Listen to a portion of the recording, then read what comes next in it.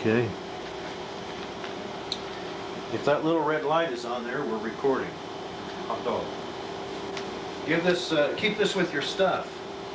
That says that you were interviewed on this day and you are on tape 49. And this tape will be on the shelf at the Portsmouth Public Library. And 100 years from now, your great-great-greats can go down and check you out. Imagine what that'd be like if you could go down the library and see your great-great-great-grandfather of the Civil War. It'd be pretty neat, wouldn't it? Can't do that though, but. Okay, Randy, I'll just ask you some questions and tell me your name here for the record. Randell Caldwell. When were you born? December 27th, 1981. And where were you born? And your present address now, what is this address? 1416 16th Street, apartment B18. And we're in Portsmouth today, aren't we? In fact, this is your apartment here where we're recording. And what's your occupation now? Actually, right now I'm going to school. At Shawnee? No. Where are you going to school? Phoenix, Arizona. Online. Okay, University of Arizona. Okay. What is your major there? Criminal justice. Okay. And how much education do you have? As far as right now, I have a little over 6 credited hours. And you graduated from high school? Yes. And where did you graduate from? Wheelersburg High School. Wheelersburg? When did you graduate? 2000. Are you married, single, divorced, widowed, separated, all the above? Married. Married? Yeah. Does your wife live with you here? She's actually in the other room right now. Oh, she is? Yeah. We'll get her out here. I'm She won't be shy, huh? Do you have any children? No. And what's your wife's name? Michelle Martin. Michelle Martin. Is Martin her maiden name then? Yes. And when were you guys married? September 15th. And last year? Yes. So, something. The library likes for me to get a kind of a timeline or a genealogical line. What were your parents' names? Well, my mother's name is Linda K. Collins. She was born here in Portsmouth. My father is Randell, Leroy Caldwell. And then my stepdad is William Duval. William Duval.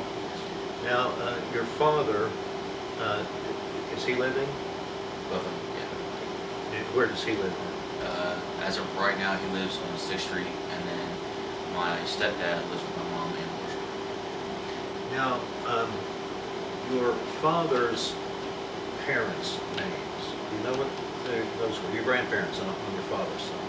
I really do not know on my real father's side, but on my stepfather's side, his father's name was Eugene Duval. Okay. Do you know his mother's name? I really can't remember her first name. Remember her maiden name? No, I don't know. If something pops up, let me know here. Now, your mother's parents' names. Irene Bowman, and I'm really not sure on her dad's name. He died way before. Way early. Yeah. But her mother's name was Irene Bolden. Bowman, B-O-W-M-A-N. Okay. Now, do you have brothers and sisters? Yes. How many I each? have an older sister, and I have 3 younger brothers. What's your oldest sister's name? Brandy Collins. Brandy? Yeah. Okay. And is she local? She lives in Washington. Okay. And your brothers' names? One is Carl Caldwell. The other one is Alan Caldwell, and I have one deceased brother. His name's Glenn Caldwell. Glenn? Okay. Now let me ask you this. You were in you joined the Army? And did you join the Army right out of high school? Was that sort of thing, or what happened there? Not immediately out of high school, I think. I just wanted to take a little break for myself, like most people do.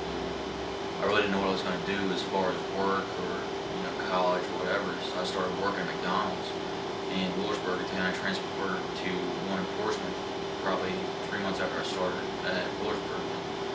It just got to the point where I wasn't making enough money, didn't really know what I was going to do, so I said, might as well join. Everybody else in my family had done it. So. Okay. So it's kind of tradition to be in the Army then. Now, had your real father been in the Army? No. Had your stepfather been in the service? Okay. Maybe he would want to be interviewed sometime. Ask him. How old is he? He is 49. Okay. And so after about 3 or 4 or 5 months in McDonald's, you got tired of that and joined the Army? Yeah. Okay. Do you remember the day you joined? Yeah. What was that? January 30th, 2001. Why do you remember that day so well? Because that's the day I left. I went to Fort Benning, Georgia. Okay. Did you pick any particular MOS or what you wanted to do, or what was it? Infantry. Oh, well, Fort Benning is the infantry school, Yeah. isn't it? Okay. And how long was boot camp there? Initially, the first phase is 9 weeks, and then you have your advanced individual training, which is another 4 weeks, and I was done 14 weeks total. Where is AIT for infantry? At Fort Benning, or Yeah. is it also that?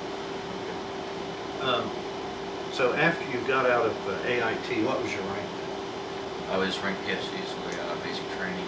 PFC is First class, it's E2. two. Okay. And then what happened? After that, I got a 3 weeks vacation. Came back here, did hometown recruiting for 3 weeks. After that, Did you sign anybody up? no. 3 weeks. Well, I didn't. It really wasn't my job to sign people up. I just more or less paraded around and showed Okay. my uniform off and stuff like that. To trying to your get old people- buddies and everything like Yeah, that? try to get some people to join. Did any of them join up? I actually got one person to sign on, Okay. and I got an extra rank for that. Then 3 weeks. Well, how did you end up? What was your first unit assignment? My first unit assignment was 101st. Oh, okay. The 101st, the Screaming Eagles, they call them that Yeah. group. And let's see, that'd be 2001. Mhm. And when did you get out of AIT? It was about May 30th. It was May 30th I got out, and then I went on my 3-week vacation, and I actually reported to the 101st on June 28th. I guess the question is, where were you when 9/11/2001 happened? You know, when the towers fell down and all that. When 9/11 happened, I was actually at my grandmother's, so I was staying with her, waiting to ship out.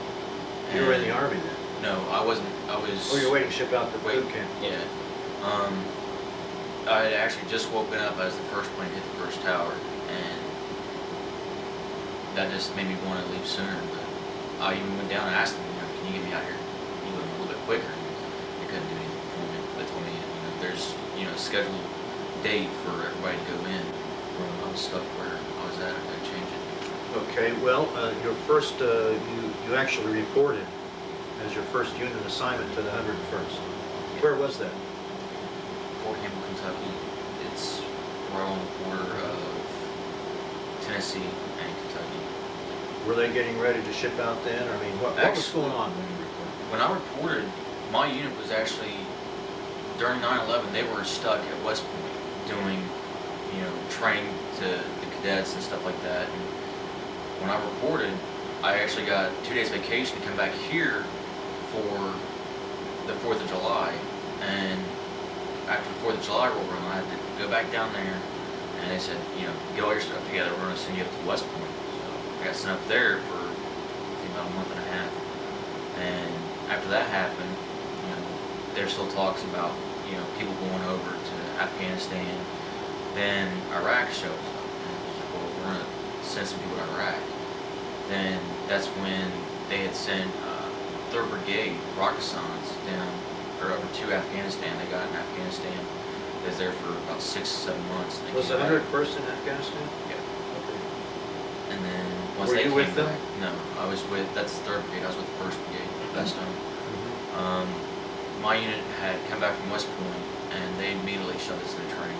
I mean, we were in the woods for 3 weeks, 4 weeks at a time, and right around January, they pulled us out, and that's when the deployment order came down. You guys were in Iraq. Okay, and what was your MOS? What did you do? Infantry level Bravo. Rifleman, machine gunner, or what? Actually, I started out in basic as 11 Charlie, which is a mortar. Or Yeah, and when I got to the MEPS battalion, or not Memphis Battalion, but my replacement battalion at the 101st, they told me that I was going to be an 11 Bravo, and What's that? infantry. Basically, you're either a saw gunner, 240 gunner, rifleman. So they told me that's what I was going to be doing, and I hadn't had any training yet, so I pretty much got stuck in that position. Didn't have any choice in that matter at all. So you had to get some training real quick. Yeah. Okay. How did you feel about going to Iraq? At first, it was kind of like a bad nightmare, but then again, I kind of woke up to the conclusion that there's no way possible getting out of this. You know, you're going, and that's all there is to it. I mean, my roommate had actually gotten into a really bad four-wheeling accident and severely hurt his back. He had 2 slipped discs, and they sent him over. Okay. And everybody's like, "Oh, you're crazy! You're going to war! You're going to war!" It's my job. That's what I got to do. You know, they tell me I'm going to go somewhere. I got to go. There's no getting out of it. When did you leave for? Actually, you went to Kuwait, didn't you? Yeah, we left Fort Campbell at about 4 o'clock in the morning. Got on the plane. What plane was it? What kind of plane?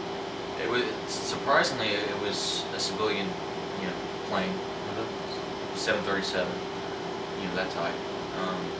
They got us on the plane. We loaded our guns, our rucksacks, all of the, everything that you could think of, just thrown in the bottom of this plane. And then your main equipment that you actually needed, like your gun, survival stuff, that was thrown on the plane with you. You carried it in your lap and didn't lose sight of it. It was actually pretty nice. The plane was? Yeah. Did you have stewardesses? Yeah. Actually? Actually, as stewardess, they feed you? they fed us one meal as we were crossing over the Atlantic Ocean. We was getting, I think, right over England by the time they gave us our meal for the flight. Did you land anywhere en route, or did you go Actually, straight to... we landed in I'm trying to think where it's at. Amsterdam. Oh. We landed in Amsterdam, blowing 2 wheels because the weight on the plane was just so great. It took us. We was only supposed to be there for a half hour. We actually sat there for an hour and a half because they had to replace 2 blown tires. We landed in Kuwait. I believe it was, I'm thinking around May 1st or 2nd, about 8 o'clock in the morning. This is 2002. Yeah. We sat in Kuwait. From there, they loaded us up on kind of like shuttle buses. My son was in Kuwait, and he said the thing about it was that as soon as you got off the plane, the heat, Yeah. the amazing heat, 120, 30 degrees, something like that. Yeah. I mean, as soon as you step on the plane, you're walking off the plane. There's somebody at the bottom of the steps with a bottle of water, a 1 liter bottle of water, and it was mandatory for us to drink at least 3 bottles of that every day, so we wouldn't get too dehydrated.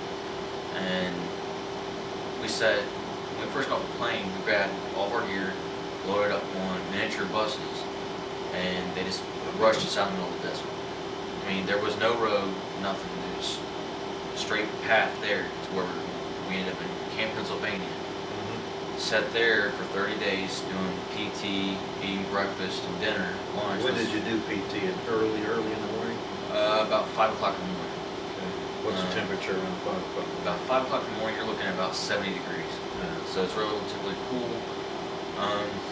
By the time you're done doing PT, it's already up to at least 105, 110. And that's, after doing an hour of PT, so you're looking at 6, 7 o'clock in the morning, it's right up in degrees.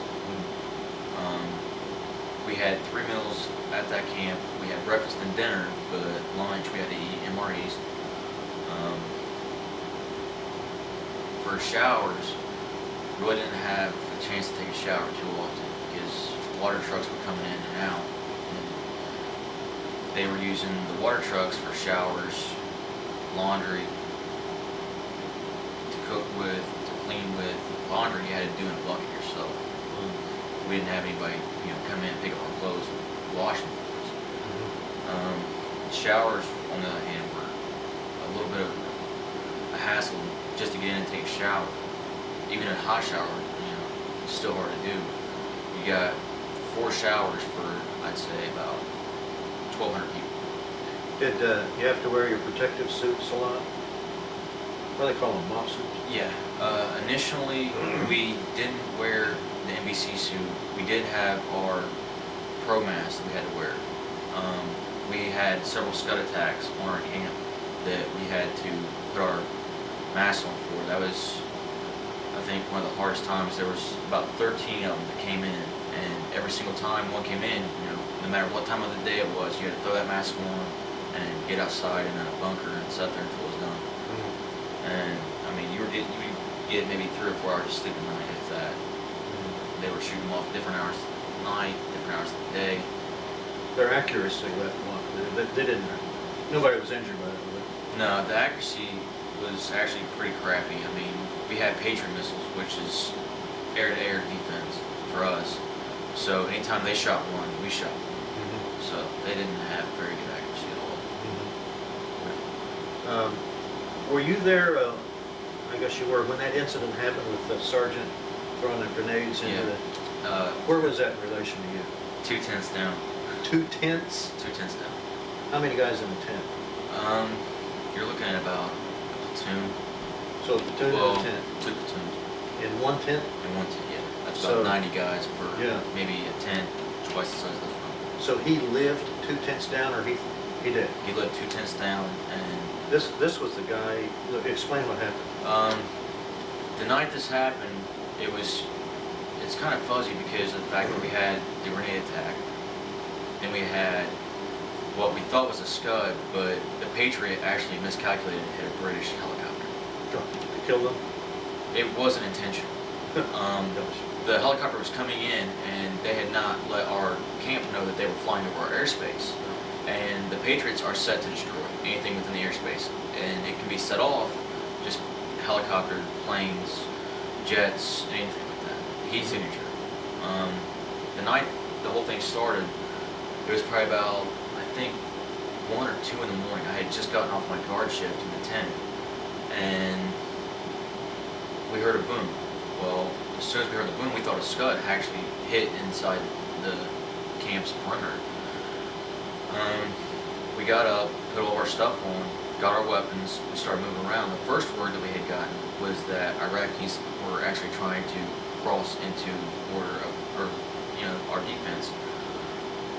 So we were grabbing all of our weapons, ammo, just jumping out the tent ready to fight. Then we got word a few minutes later that one of our soldiers had actually tossed about 5 grenades into a tent. And one guy was killed, several of them were wounded. And from there, it was basically a manhunt because this guy was out. We still didn't know how many more grenades he had. We didn't know if he had his weapon loaded. We didn't know, what he had on at the time. And How many grenades were there? well, we found out that he initially had 6 grenades. He threw in 5, and when we found him, he had that last one grenade on him he didn't use. And it took us about 40 minutes to actually find him. At first, we thought that it was a cook because the cooks we had were Iraqi and Kuwait. So initially, we thought, it might have been one of them that did it. But we found out about 10 to 15 minutes after the whole thing had went off and everything went down that it was actually one of our own soldiers. Did you know the guy? No, I didn't know him personally. He was a sergeant. Yeah. Right? Did you find him? Did you? We personally, my company didn't find him. He was actually found by another unit because there were several units located within the camp's perimeter. There was several units from my brigade, and then there were a couple of attachments to us. And one of the attachment units found him. He was actually hiding in a bathroom. After they found him, what happened? After they found him, they detained him. They beat him up? No. They didn't touch him? Didn't touch him. They told him, you did what you felt was right, even though it was wrong, and we're going to send you back to the States and, let them take care of it. Did he seem remorseful or anything? That you know of? From what I heard, a couple days before it actually happened, he told, people in his chain of command, because he was, Muslim, he was from Iraq, and he felt that he would, if somebody he knew seen him in Iraq, after he got into Iraq, that if somebody he knew seen him, it would be, basically he would be a target. And he didn't want to disrespect or disgrace his family, and he felt that he needed a quick way out, and that was the only choice he really had. Well, after that incident, you're getting pretty close to the jumping off then, aren't you? Yeah. When you cross the line. After that whole incident happened, it was pretty shaky. I mean, we were pulling security. You were up for about 8 hours, 9 hours at a time, and then you would get about 3 or 4 hours of sleep, and then back up doing a guard shift, rotate for different jobs and stuff. And this went on for about 3 or 4 weeks. I mean, you couldn't let anybody walk within 15 feet, 20 feet of you at night without, verifying, who they were, make sure that, they're where they're supposed to be and doing what they're supposed to be doing. Finally, about after 2 weeks of that, they throw us on a bunch of trucks, ship us to Camp Doha, which was where we were loading up on our helicopters to fly into Iraq. That's where my son was in Doha. And Camp Doha was it was time consuming because we had all of our personal gear, and we had all this access stuff we had to carry on. We get it to Doha, and they're like, well, you're going to carry this, this, this, and this. And, starting out when you first get in the country, you're only carrying maybe 120 pounds. Well, when you're getting ready to go into combat, we're carrying about 220 pounds on our back. I mean, Kind of slows you down, doesn't it? yeah. Myself, I was carrying rounds for a 240, and a round for a 240 is about the size of this finger clippers, if not bigger. That's the grenade launcher, right? No, What is that's a semi-automatic, well, a fully automatic machine gun. Oh, it is? Yeah. 240? Yeah. Is that the SAW? No, the Saw's the 249. The 240 is something like a mock-up of a M60. Okay. Is it a 50 caliber? No, it's a 7.62 caliber. Okay. What's that grenade launcher? That is Mark 19. Mark 19, okay. The 240 is probably about 4.5, 5 foot long almost. Weighs about 27 pounds. Then you have the attachments for it. You have a spare barrel for it, which weighs about 5 pounds. And then the tripod weighs about 14 pounds. Is that related to the M60 anyway? Yeah. It is an M60. It's a cutoff for the M60. It was made to be more efficient than the M60. Because the M60 you would have problems with the M60. I know from what I was told, the M60 would jam a lot, and they would have a lot of problems with changing the barrel and stuff in the 60. They needed a lighter, more efficient weapon, and they came up with the 240. So I got stuck on a 240 gun team, and I'm carrying probably about 600 rounds. The gun team itself carries, let alone, between 1,000 to 1,200 rounds. I was carrying 600 myself. And that's on top of my poncho liner, 6 MREs. My M4 rounds, I had 7 magazines.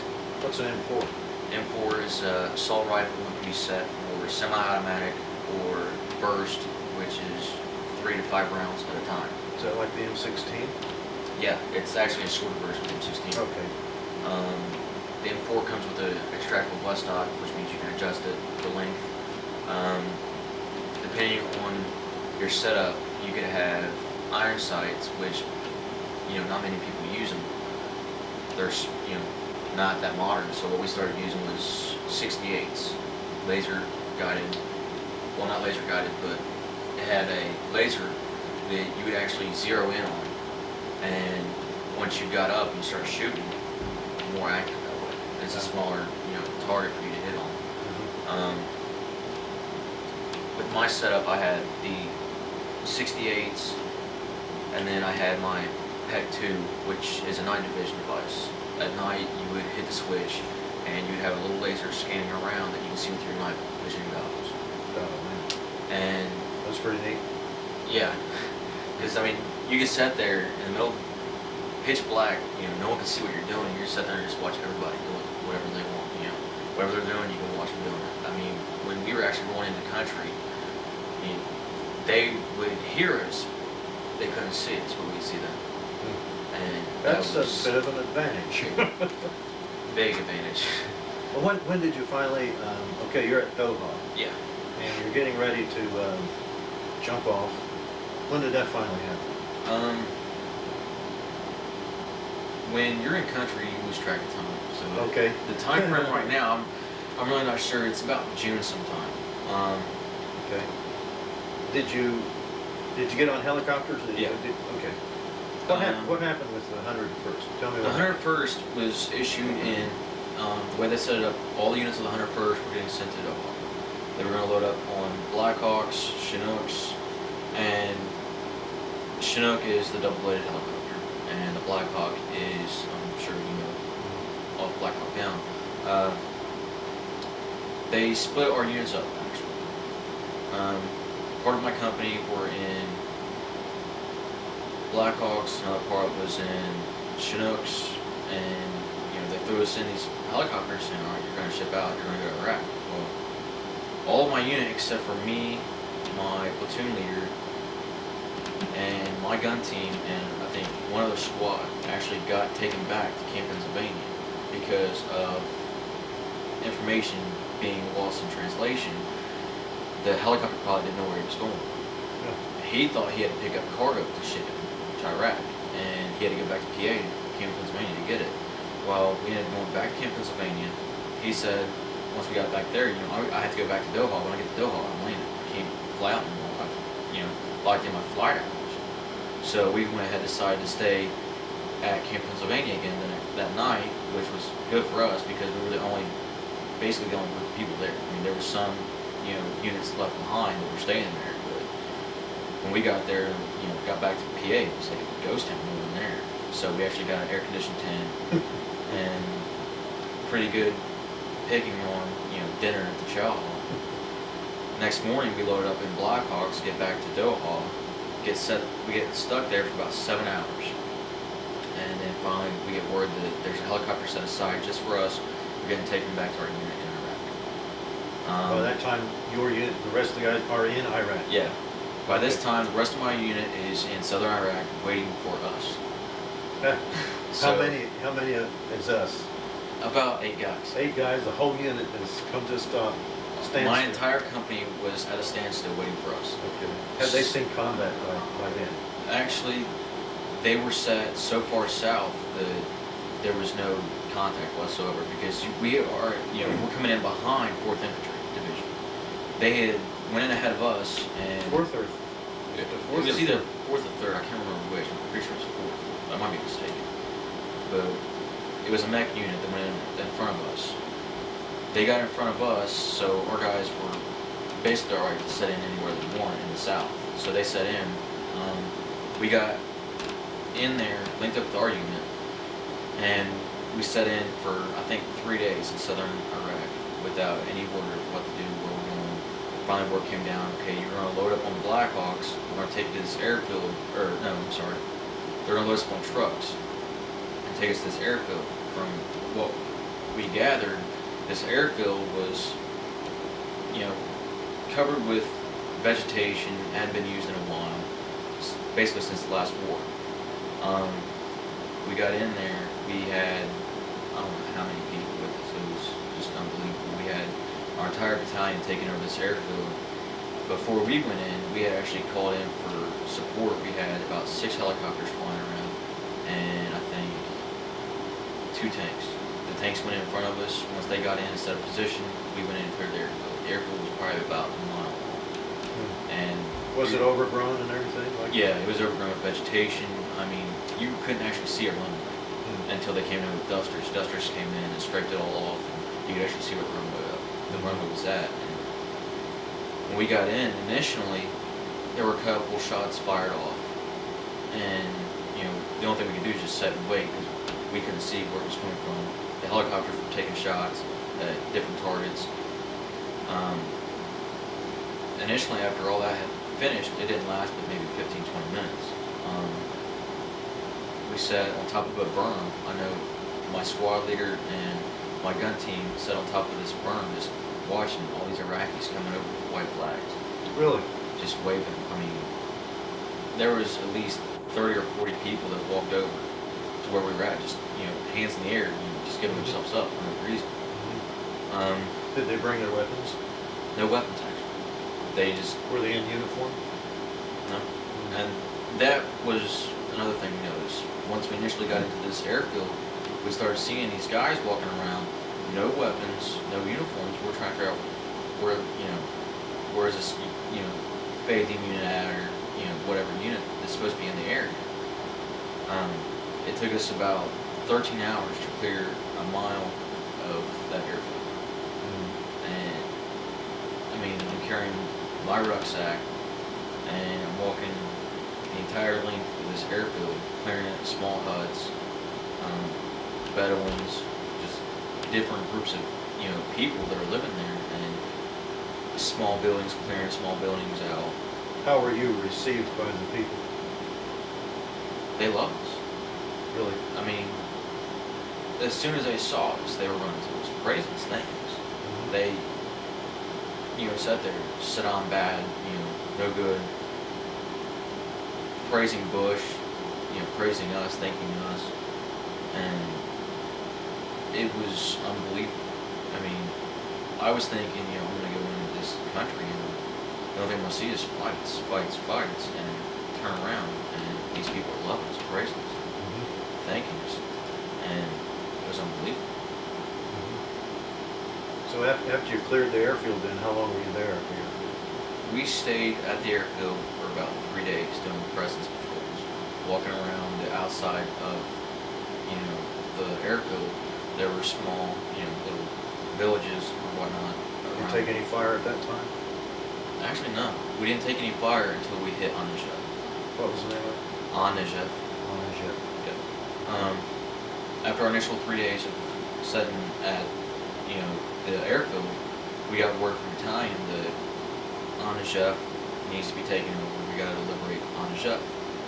So we get an entire battalion plus some. We're sitting at our staging area, which is inside of the airfield. It was probably about 5 o'clock in the morning. We got word it's time to move out. We get up, get all our gear, start walking out of the airfield, through a couple of people's yards and stuff, and get on the outside of the town. How far do you have to go to get to the town? We had to walk probably about, I'd say, about a half a mile. Oh, Anijef was right there at the airfield, pretty much. Relatively close, yeah. Okay. We started walking in, and we got sniper fire going at us. And I mean, my company, my platoon, my squad was the first group of people to walk up to the border of this town. And we had sniper fire. We're laying behind a berm that's maybe 1.5 feet off the ground, and getting, rounds flying off at our feet. I mean, within inches of hitting us. And at this time, we're setting, no one really knows what to do. The squad leaders are trying to figure out what to do. And finally, we're just like, okay, let's call in artillery. And, well, the battalion says we can't do that because of the fact that there's too many civilians in there, wanting us to come in, and we can't do it. Too mass casualties, too many, casualties would happen. So they finally said, throw smoke in, run in, and hopefully by chance, whatever snipers are in there are just going to drop the weapons and run. So we said, okay, we'll just throw smoke. Well, we threw our smoke in. Once we threw smoke, we jumped over the berm and started running in. And from there, it was just, crazy, because you're walking down the street, you got people all around you, you got a certain way you have to go, and people over there don't understand English. I mean, there's some that do, some that don't. The less educated people are the majority of people. So you're trying to, let these people know, get out of my way, move out of my way, we got to do what we got to do. And they're just not getting the picture, so you're forcefully pushing people out of your way just to get through this road. And we were told we had to meet at a stadium. They're congregating around you. Yeah. Friendly. Yeah. They're trying to be friendly. Yeah. In their way. They didn't. But they're impeding your mission. Yeah. Initially, when we, first started walking through the town, the sniper that we were, trying to lock onto had disappeared. By the time that we had reached an intersection across the street from the stadium that we were supposed to be at, the sniper was back. And this time he was actually in the stadium. He took a position in the stadium. So we're getting sniper rounds shot at us. So we pull into a building that's along the side of the road there. We had, Humvees, we had tanks, we had, our ground forces there trying to find this one guy. And at the distance he was set at, he didn't have a shot on us because they can't shoot very well. And I mean, that was obvious to us the first day we were there. So there were no casualties from this guy. No. Well, I'm not sure on this for a fact. He did shoot a civilian. Oh, he shot a civilian. This sniper shot a civilian, and Maybe an accident on his part. we think it was deliberate because the guy was walking down the street minding his own business, and next thing you know, he's on the ground. And myself and several other guys had to run out, pick him up, bring him back to the first day. He was shot in the back. It went through his back and out right here in his chest. Yeah. Punctured a lung, and basically we tried to give him first aid, helping. We sent him back to our, our medics. They gave him some medical help, and then they said, well, we can't do anything with him. We don't have a hospital set up there. So you're going to have to get him a car and have him take him to a hospital. So we actually had to force a car to stop, take this guy in, and take him to a hospital. If he made it to the hospital. You don't know if he survived or not? No. Well, you're out here and the sniper's in the stadium. Yeah. Helicopters were called in. The helicopters got in, got a lock on him. We don't know if he died or not because of the fact that we were set too far away to know. Eventually the rounds did subside. We got pulled up into a school building that night, and from what we were told was that there are landmines all around the school. There were landmines. Landmines all around the school. So they said EOD, which is our demolitions team, went in and set up a path for our Humvees and for us to walk through. Well, we get in the school to find out there were no landmines, and here everybody's flipping out. We got landmines, and there wasn't any. We stayed in that school that night. What was that school like inside? Just an ordinary looking school? Surprisingly, no. The schools over there are, depending on the area that you're in the country, it ranges from, it could look like a school like PHS, down here at the high school, the older one, not the newer building. Or you could run into something like, it would look, center block set up with, a couple benches, a chalkboard, and a couple desks. I remember on TV I showed the inside of a classroom that had a painting on it of planes flying over the floors. I don't remember that one. I've never seen it. You ever seen anything like that? Yeah. Did you? I've seen pictures on the walls of Iraqi soldiers basically shooting Jews, shooting Americans. They hated Americans from the pictures, what they were depicting. They hated Jewish people, basically anybody that wasn't Muslim, they didn't like. And they were showing pictures of nuclear missiles, NBC stuff, chemical weapons, stuff like that. Then when you encountered the people, they were friendly. Yeah. And did that include the children or the students? oh, the children are extremely friendly. I mean, the adults were more hesitant than the kids. The kids would run up to you. And I mean, the first initial contact I had with the kid, we were in the school and they were actually bringing us food. This kid, came up to the outside wall of the school and was offering us bread. And at first they were like, well, no, you can't do it, it's not good. Because, it's poison, whatever. Well, eventually they said, okay, fine, you can buy it. If you want it, you take the risk. So, we were all about it because it was something other than, you know, an MRE that was going to be good to eat. Yeah. And finally, they started setting up shops outside of our schools that we were staying at. I mean, they were setting up, you know, meat shops. They were setting up bread shops, Okay. bottle shops with pop. I mean, it was unbelievable. And it was good. yeah, Was the bread good? the bread's actually really good. I enjoyed it myself. The weird thing they had was they would take pigeons and cook them. Pigeons? Yes, and cook them. And I mean, most people might think this is disgusting, but it's actually pretty good. Now when you see a pigeon, you think, really? Something like that. I've eaten your cousin. The food, what they would do is they would take the bread, and the bread was shaped kind of like a diamond.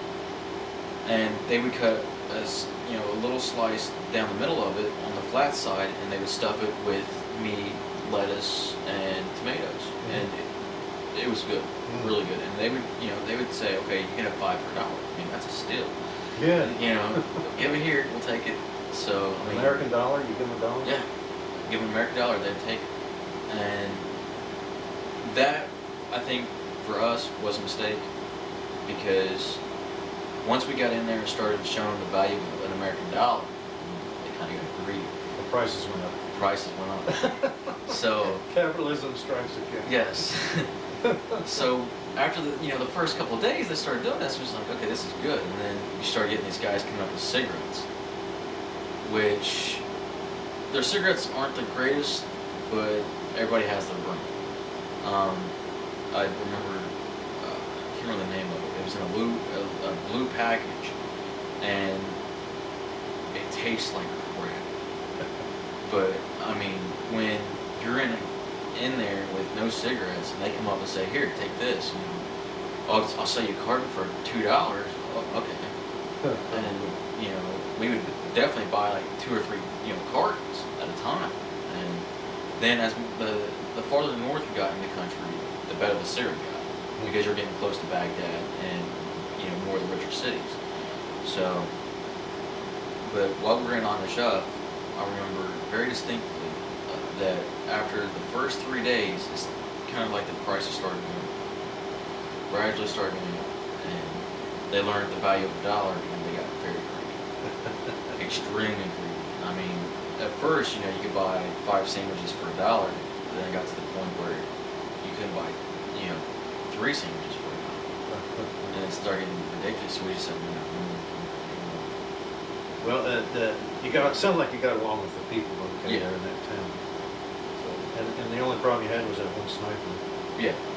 He apparently was either blown away or scared away after the helicopter. I'm thinking the Apaches that we had flying overhead for us, the Blackhawks we had flying overhead for us, were doing, an extreme amount of surveillance on the area, and we, the only thing you gotta do is call them and tell them, I got a problem, it's in this general direction, go look and see what you can find. I mean, these guys were hot on target. I mean, it's unbelievable. I remember, I'm not exactly sure what town it was, but I remember seeing this guy who was on a go-kart.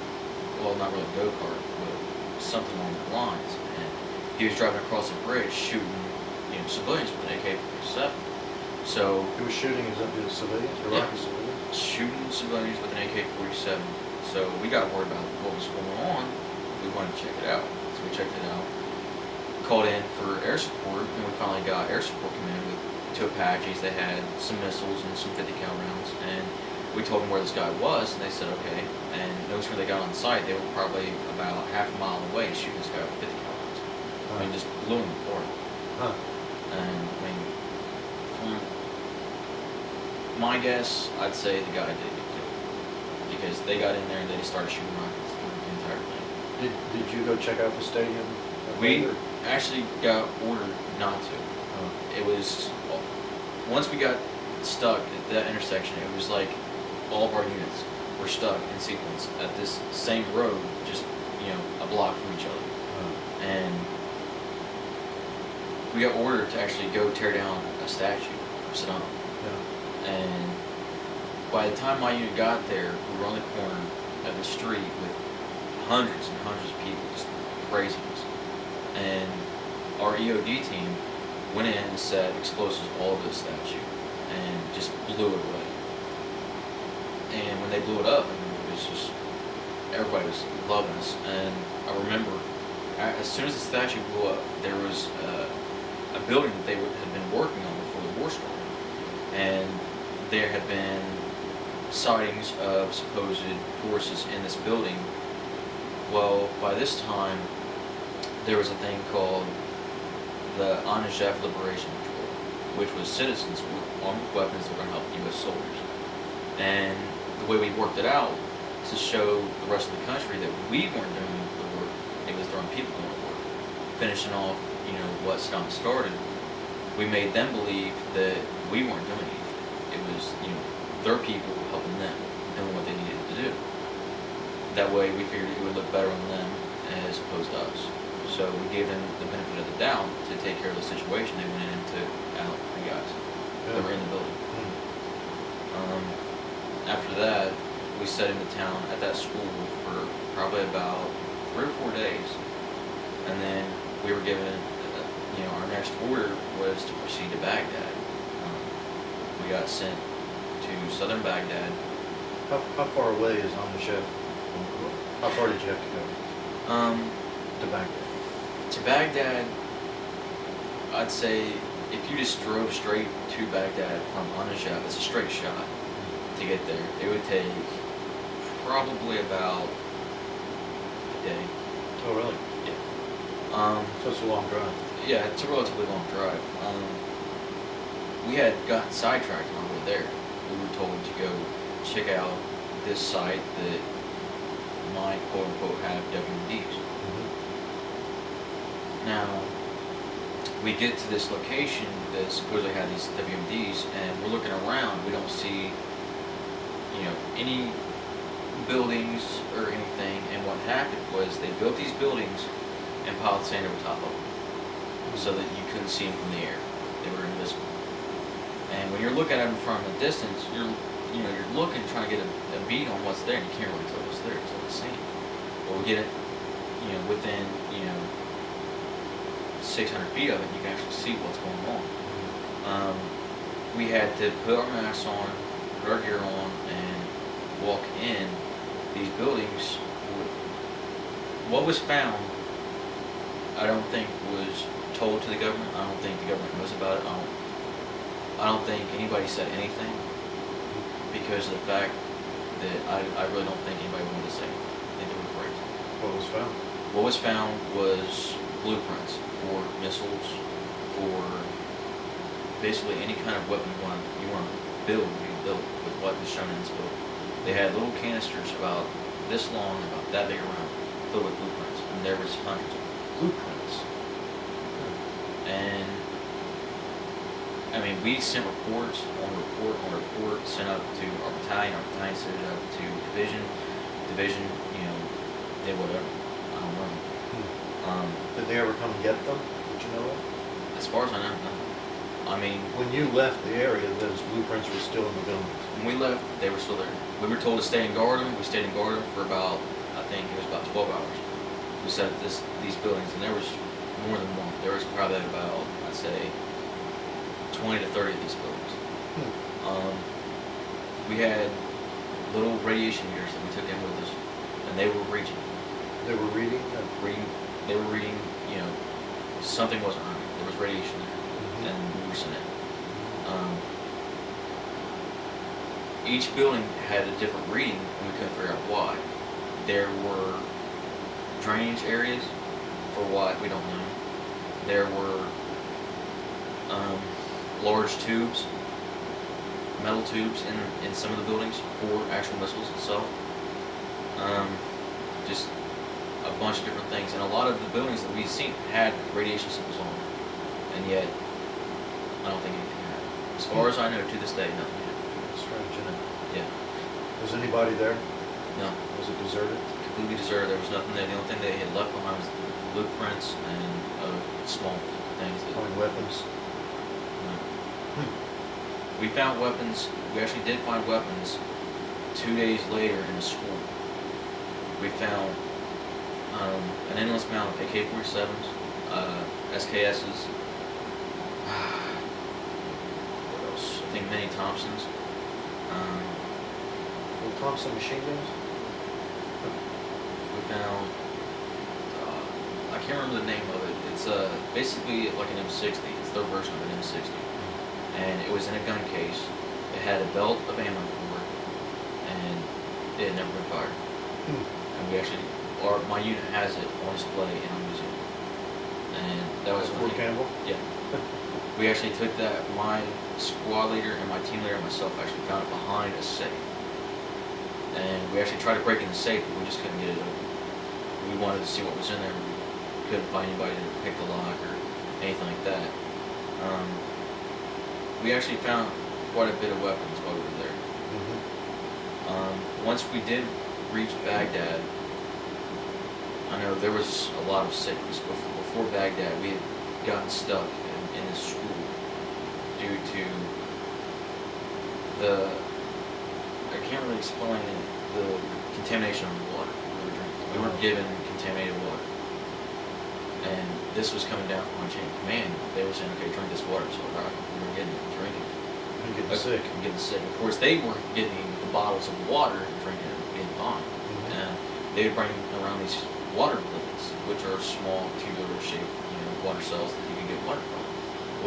They were filling them up with stagnant water. And a lot of guys came down with, I'm not sure if it was malaria or not, but a lot of guys had diarrhea. They were, it's kind of funny to say, but, crapping themselves without knowing. Delusional, puking, vomiting, getting barely any sleep, getting dehydrated, extremely dehydrated. And I mean, you'd have to set with 2 IVs, one in each arm just to stay hydrated. Wow. During Did this you get time. sick with it? Yeah. Wow. We had stopped during this time. It was in the school. My platoon was actually stuck sleeping outside. I remember waking up, it was probably at least 4 or 5 in the morning, running to a light pole just to puke. And there were guys, when I was waking up puking, they were right next to me doing the same thing. And Did you figure out what it was? Yeah. What was it? Stagnant water. What was the disease though? I mean, I really don't know. They didn't let us know that it probably was some little parasite or something like that. I mean, it went through our entire company. I mean, our company was down to 10% manpower because of the sickness. How long did it last? The bug only lasted, I'd say, maybe 4 days. I mean, as soon as you got it, it was over relatively quick. As soon as you got fresh water, it was. Yeah. Huh. Was that before you got the Baghdad? Yeah, that was before we hit Baghdad. Then when we got to Baghdad, we got held up in school in southern Baghdad, and we were told, go out and do presence patrols, whatever. Well, we started walking through the town, and you would get, tips of people, want to tell you information, or bad party members or whatever. And I remember one night we had a guy walk up to our compound, and he had an AK-47, and myself and 3 or 4 other guys were on the roof, security on the rooftop. And myself I was on my 240, my gun team was 240. There was a 249 and the other 249 was on this other building with a couple other guys. Well, we sat there, and this guy was just walking up the road. And Could you see him what'd you have, night vision on? Night vision was on.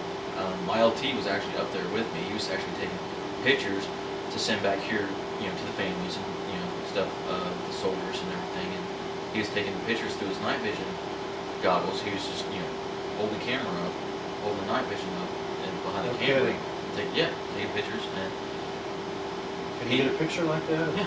You can actually see the green and all that? You can actually get a picture like that. All you gotta do is just have a normal camera. I mean, you can use that one right there. I mean, just hold up the night vision device up to it, and it will reflect through. He saw him. The LT saw him, pulled up his M4. Shot a couple rounds in the air, telling him to stop. He didn't stop. He started bringing up his AK, and that's when myself and the 249 unloaded on him, put 17 holes in him. Wow. And About 2 nights later, the same thing happened again. And this Another time, guy. there was another guy, and this Another time, AK. yeah, and this time it was my squad leader and my team leader that had unloaded on this guy and put about 24 to 25 holes in the guy's chest. And that's when the next morning we said, this is enough. We gotta look and find what's going on. Well, we got word from this elderly man that they're, I don't know how true it was, but they were supposedly Al Qaeda in the town that the southern part of the town that we were in. And there was about 14 or 15 of them in the building. That about 3 of them were wounded. They seen the medical personnel going in to help them, and they know they've been there for a couple days. And we didn't know how true the story was. The guy that was supposed to take us there, we were supposed to meet him at a certain location at a certain time. When we get there, well in advance of the time, we sat there full security for about 30, 40 minutes, and he never showed up. So we don't know if there's actually, there was ties to Al Qaeda or not. But supposedly they were in southern Baghdad when I was there. I spent about 2 more weeks after those initial first 2 days in Baghdad. Basically, the only thing we did was presence patrols. We didn't have any more trouble after that. Didn't have any problems other than occasional landmines would show up on the road. After those 2 guys were shot, did that stop? Yeah, it stopped significantly. I mean, there were word sent to us that there was attacks going to other places within Baghdad, but nowhere in the south. I think there was one incident where there was about 15 guys with AKs walking toward a compound that had one of our sister units held up in it, and they were taking out fire. But as far as I know, there were no casualties from that. After those initial 2 weeks there, finally got sent to Mosul, Iraq. Mosul? Yeah. Okay. That's north, isn't it? Yeah, that's far. That's another day drive. While you were in Baghdad, did you get out into the city? Yeah. I got out into the city at least twice a day. You did? Yeah. On patrol? Always on patrol? You were on patrol twice in the day, once at night. And it was continuous round-the-clock patrols. You were switching out with different guys in the company. No problems with the people at that point? Whatsoever.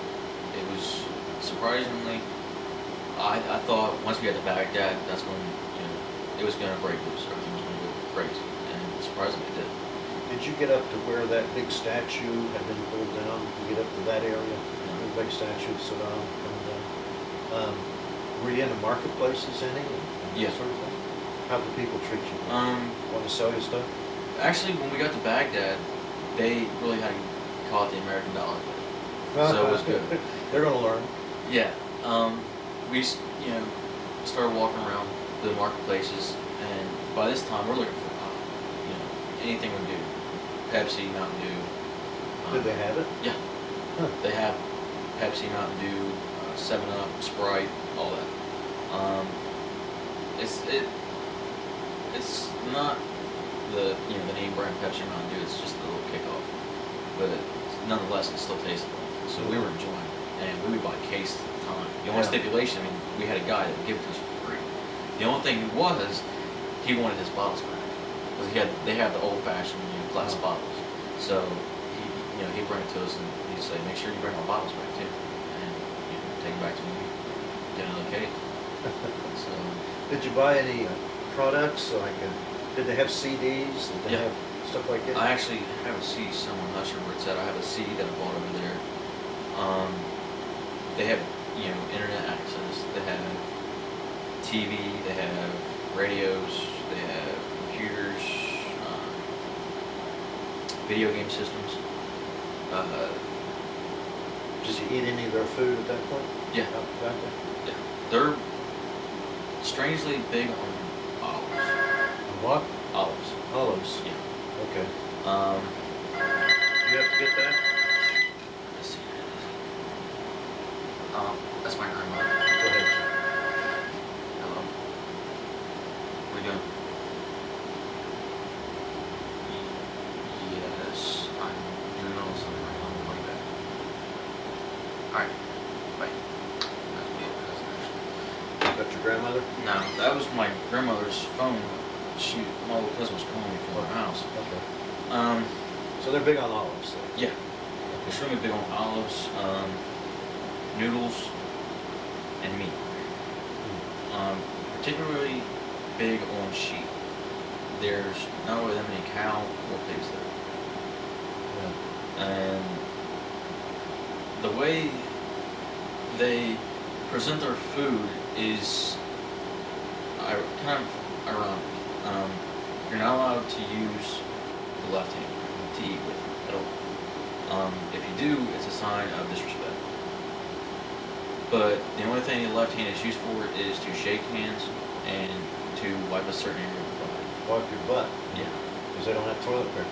Yeah. Well, that was, And the food, when they present the food to you, they bring it to you, on this big tray. They set it down at the table. They'll set your food right in front of you, and they'll put, the napkin on your lap. And it's very, very, how can I say it? It's more or less a presentation to them to show the respect for you. Mm-hmm. And it's a very, very big custom to them that they do it and you do it in return. I mean, if you invite, a high city official into your compound and set them down for food, you would have to do the same thing. Mm-hmm. The food, I can't really explain it. There's no flavor to it, but then again there is. Mm-hmm. It's really weird. I mean, you can taste the meat and the vegetables and the olives and stuff, but when it comes to the noodles and some of the other food they fix, and I have no idea what they call it, but it's an acquired taste, Mm-hmm. really. How about the women there? Do they keep their distance? Depending on their background. There's, within Muslims, there's, the Shiites, there's just different versions of the Muslim faith. Some say you gotta cover your face and, your body, and you're not allowed to be seen, other than by myself, or, whatever, somebody else in the family. Then there's other ones that have Christian faith, and they walk around just like, normal people do, Mm-hmm. which is. Did the women interact with the soldiers with the women any? At first, the women that we encountered, since we were in southern Iraq, and mid-Iraq, the women were more or less all covered. And then once you got up into the northern part, that's where you get more into the Christianity and stuff like that, where they would show their body and they would actually talk to you. And I do remember I had it was a 3 or 4 day R&R, and R&R? Where do you go for R&R? In Iraq. Iraq. It's In amazingly, Iraq. it was a concept that was brought up by the general, who wanted someplace for the soldiers to go to relax, because it was, once everybody got settled into where they were going to be at, it was getting very, very tiresome. It was the same thing over and over. He just wanted something for the soldiers to be able to, get away from what's going on and not have to worry about, anything. So they go to this one small town. They put in special security forces in there, not soldiers, but security forces brought in from the outside. And then they contract Iraqis to help in the security. You had an Iraqi escort. They're armed. You don't have to carry your weapon. You don't have to wear any type of gear. The only thing you are required to wear is your uniform and a hat. And that was it. I mean, that was the greatest thing to do. I mean, they had ice cream. They had,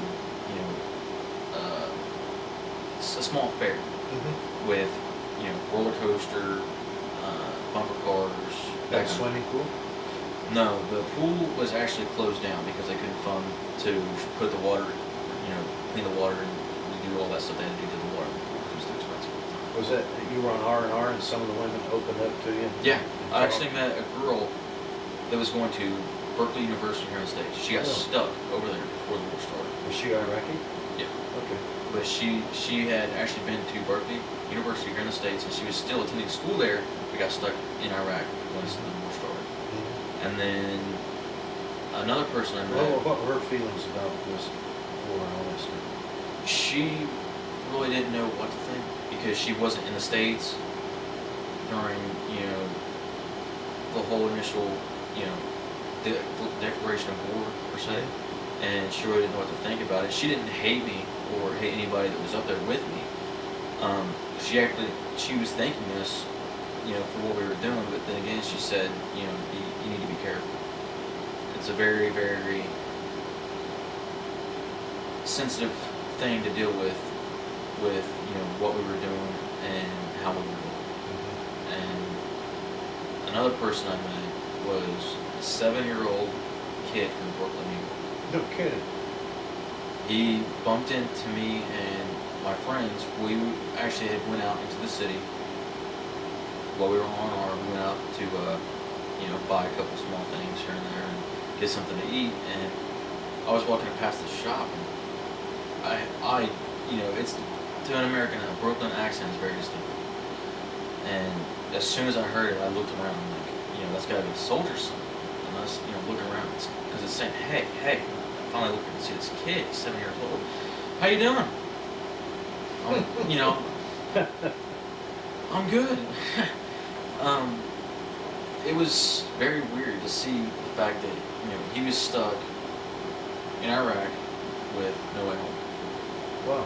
And He must have family there or something. he told me he was visiting his grandparents, and then he got stuck with mom and dad still in Brooklyn. Oh, gee. And he had no way home. He had thought about, crossing the border, going into Syria or somewhere else trying to fly out. And I don't know if he ever went home. Well, you had R&R and you were in Baghdad, and so you went. At this time, I'm in Mosul when I had my arm. Okay, you're in Mosul.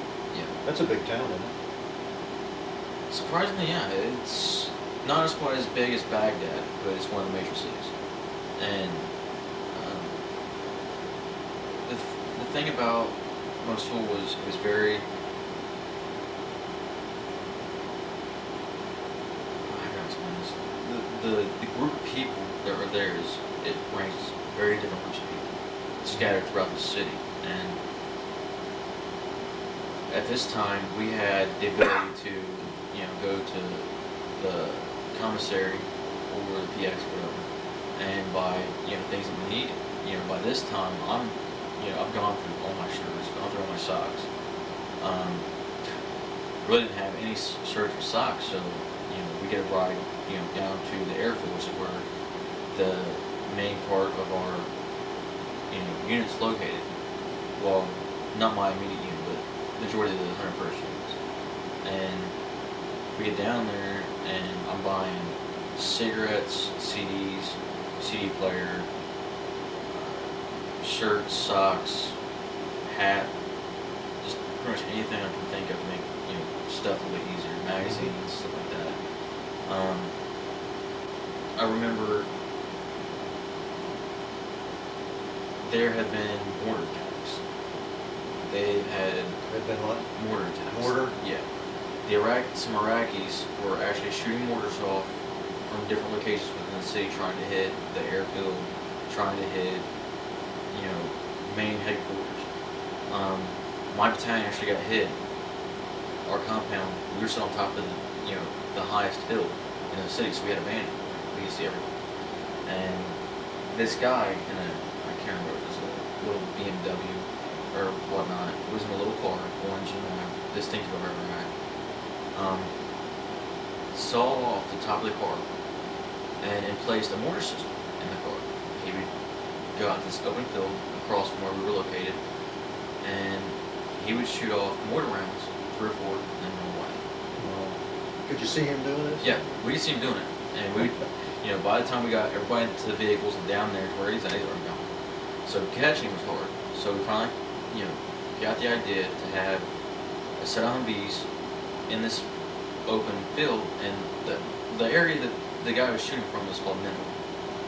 I'm not sure if you've ever heard of it. Supposedly it's in the Bible. I'm not sure. But we had these guys in this area, and as soon as he shut them off, we kind of tracked him down to where he lived. Well, The night we tracked him down, the battalion commander said, you know what, we're gonna go take this guy out, we're gonna take his family out, everybody that's related to him, we're gonna ask questions. We're gonna, raise the bar, we're gonna start doing cordon and knots, which is something new that had never Doing lived. what? Cordon and knot, where you basically, Court on a knock. no, cordon Cordon, and, cordon and knock. Yeah. Cordon, seal off, and knock on the door. Yeah. Okay. The first night we actually started doing this, at this time I had gotten switched from my gun team to the battalion. I got sent to battalion to be a radio operator for the commander, and our battalion has 3, which is the intelligence, or not intelligence, but the planning officer. At this time I'm carrying my own 2, my own ammo. No, nobody's help. I'm carrying 1,000 rounds plus the gun and tripod, all by myself, and carrying the radio. And I remember he's saying, okay, what we're going to do is we're going to do a cordon knot. We're going to go in, seal this entire street block off. I want helicopters in the air. I'm going to call in tank support, and we're going to go knock on this guy's front door, drag him outside. We're going to get all of his sons, his uncles, brothers, whatever. Every male in the family is going to get brought in. Well, we go do the knock, get him outside, find him in his, he's in his house hiding. We get him outside, we talk to him, we find out, where his sons live, brothers, everything. What we didn't know at the time was the entire street, which is, a normal city street, block, was nothing but his entire family. The whole block was a family. The whole block was his entire family. I mean, his sons lived on the block, his cousins lived on the block, his brothers lived on the block. So we go house to house, this entire block, pulling all the males out of the house, bringing back to our battalion headquarters.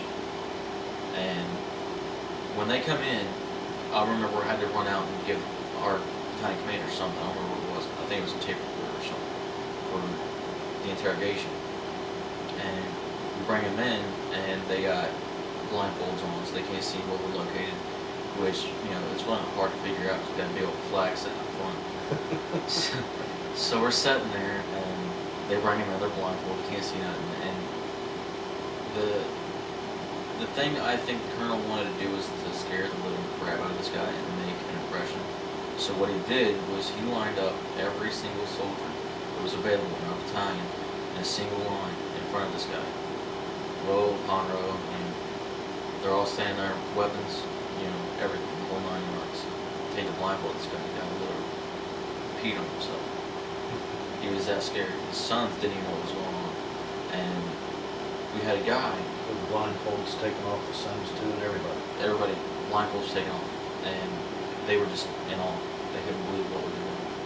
And to me, when I see what he was trying to do to these guys, it made me understand, this guy, he got the nickname Crazy Carlson. Who did? Your CO? Battalion Commander. Carlson. And I mean, after meeting this guy, he had actually came into command after he got the Mosul. And he was coming straight out of Afghanistan. And this guy was still, we got sent to Iraq. When we were in Iraq, he was in Afghanistan. And before Afghanistan, he was off doing some stuff blacklisted. That's not, known. And he's coming into our battalion, taking over an infantry battalion. He's having a ball. I mean, just taking the town apart, piece by piece, doing whatever he can to find weapons. I mean, it was crazy. That's how he got his nickname, Crazy Carlson. Did he find weapons? Oh yeah. I mean, this guy is ruthless. The thing I noticed about him is, unlike other commanders that would, sit back, relax in the chair, listen to the radio, watch TV, play the field from, somewhere else, he was right there at the front door with, the lowest ranking guy, ready to knock on the door with him. And he was willing to go in first before he sent any of his soldiers. I mean, the guy was ruthless. He would go in, tell everybody to get down. They saw him walking through the door. They didn't want to face him. They wanted to hit him on the ground. And you didn't have to have a translator for him. They understood what he meant. And they hit the ground, and that's all it took. He would send people all through different parts of the house, pulling blankets up, picking rugs up, nitpicking everything. Did you find the weapons under the beds and all that kind of stuff? Everywhere. Everywhere. I mean, it was in food bags, it was in shelves, under mattresses, hidden under, buried in the ground, small holes in the ground, just anywhere they could hide it, we would find it. So the reaction of all these guys when their blindfold was taken off and they saw all the troops there and everything was pretty awesome. Yeah.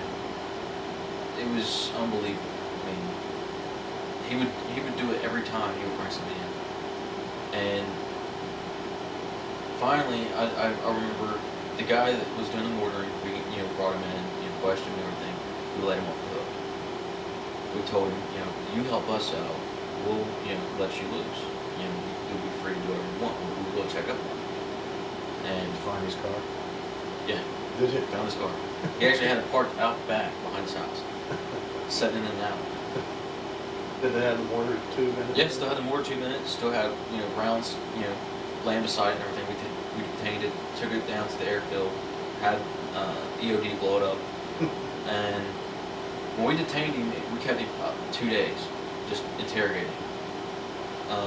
Finally convinced him to work for us. We told him to go out to the city, find out what he could find, bring it back to us, give us the information. That would be our targets. We would go after the guys that he would bring back with the information. And every other day he'd come back with a new target. So we would spend time with him, talking to him, trying to get information from him, and we would hit target after target after target, and it was like a domino effect. You get information from him, leads you to another guy. This guy would take you to another guy, this guy would take you to another guy. By the time you're done with it, you'd take out about 20, 30 guys. I mean, unbelievable amount of people we would go talk to every night. And this was ongoing for the last 6 or 7 months that we were in that town. Every night. Things quiet down? Did it have an effect or what? It had an effect to an extent until we hit Saddam's two sons. His what? Saddam's sons. His sons. Yeah. Crusades. Were you there when they went Yeah. down? You were? You were in Yeah. that battle? That wasn't Tikrit, was it? No, that was in Mosul. Mosul, okay.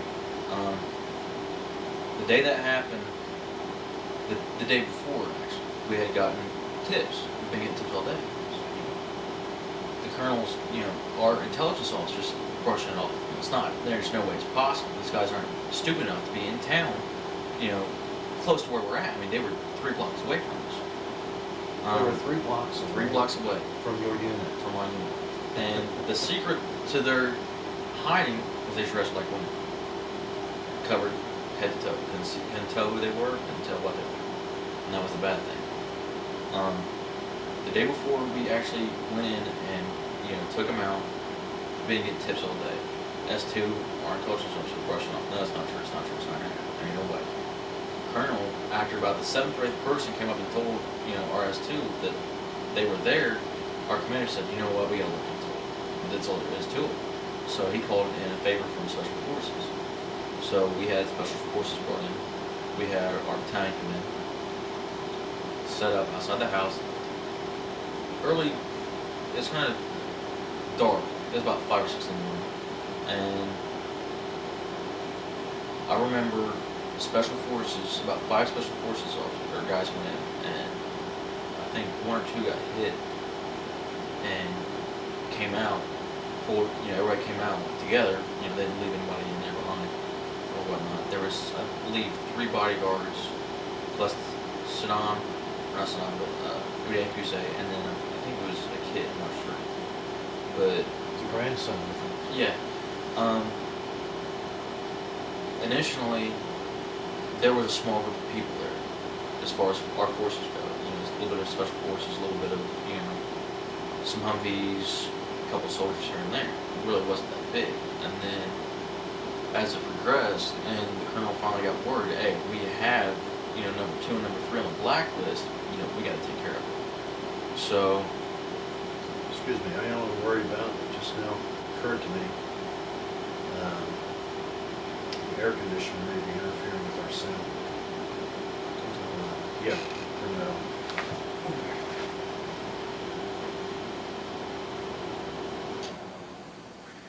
Oh gosh, yeah, that'd be a lot better.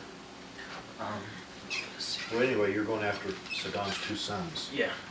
in Mosul.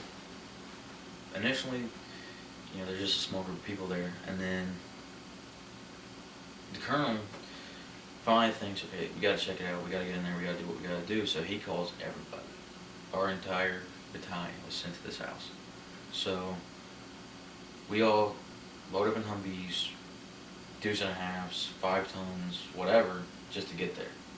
We get in there, we block off the house, there's an ungodly amount of people there. They must have known. You're talking about civilians?